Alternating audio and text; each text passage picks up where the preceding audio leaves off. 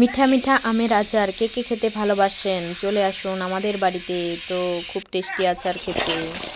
তো এখানে দেখো পাঁচফোড়ন দিয়ে আমরা আমটাকে হলুদ দিয়ে মেখে নিয়েছিলাম। তো তারপরে পাঁচফোড়ন দিয়ে সোমবার দিয়ে দিলাম আমটাকে। তারপরে দেখো, তো তারপরে লাড়াচাড়া করে নিচ্ছি। তো তারপরে এটা এখন জল ছেড়ে দেবে।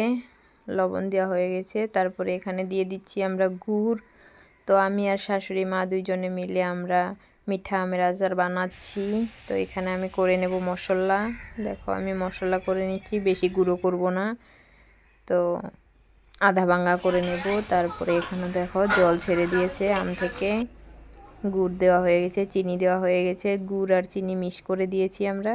তো তারপরে দেখো আমি মশলা করে নিয়েছিলাম, সেই মশলাটাই দিয়ে দিচ্ছে এখন। তো তারপরে আর কি শুকিয়ে যাচ্ছে জলটা। দেখো খুব সুন্দর কালার আসছে, রংটা খুব সুন্দর হয়ে এলো, তাই না?